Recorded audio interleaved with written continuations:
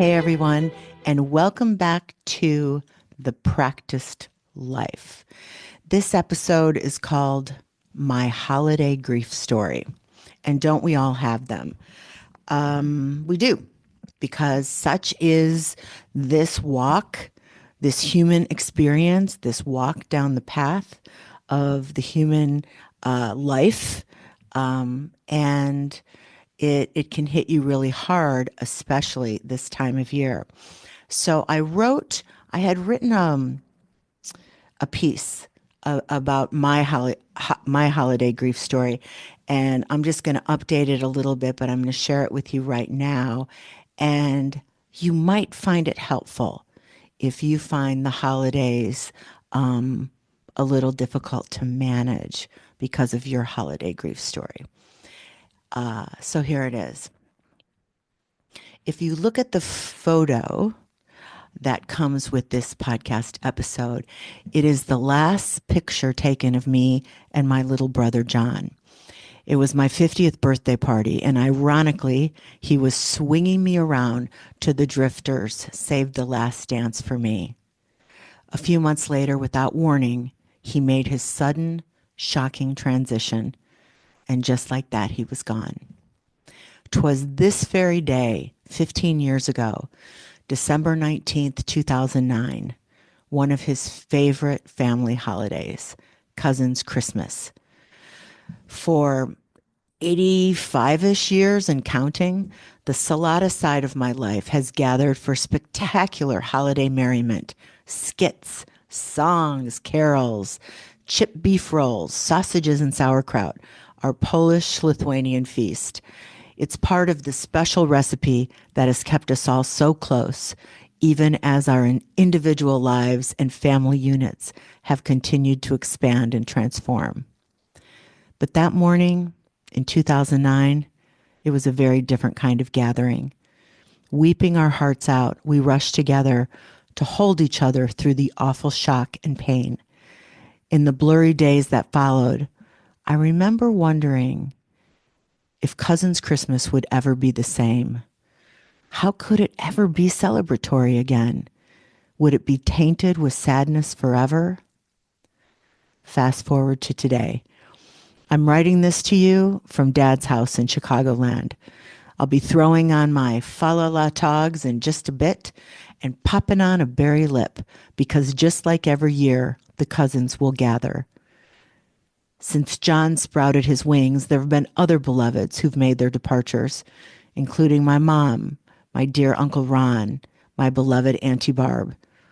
We will raise our glasses to them and wipe the tears from our eyes tonight as we remember what they mean to us. But there will also be many, many new additions.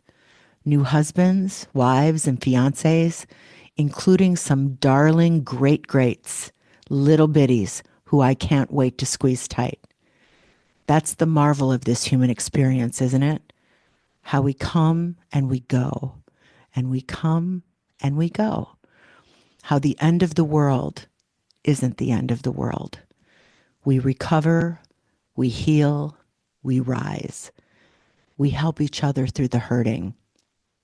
For everyone with a heavy holiday heart, I see you. I have been you, and I'm thinking about you today.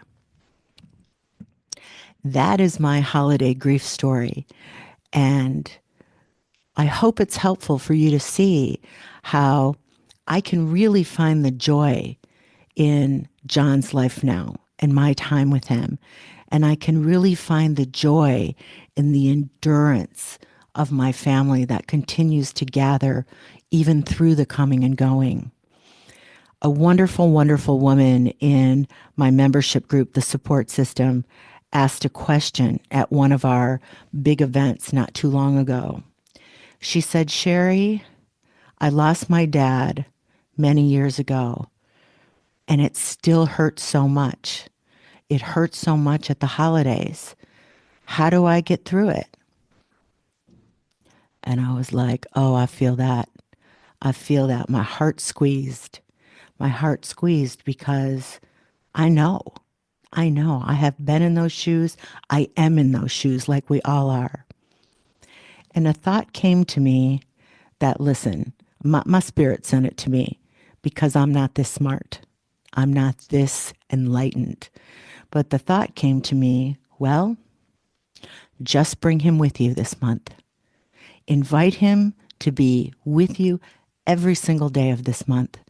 And rather than trying to avoid sad thoughts, invite him inside the joy of your life now. And I took that advice myself, my friends. I have been inviting my mom and my brother and my aunt and my uncle and my friends who are on the other side and my cousins and my grandmas and my grandpas and my greats, inviting them to be with me in December every single day of this month and to remind me to drop the breadcrumbs, give me guidance to the joy, help light me up. So when I think of them, there's a big smile on my face of the wonder and the miracle that out of all the people in the world, in this moment in time, in this human experience, in human history, I got to be with them for however short a stay. I'm so glad you joined me, and I hope it's helpful because my heart has been very heavy, and I must tell you, my heart is really light today.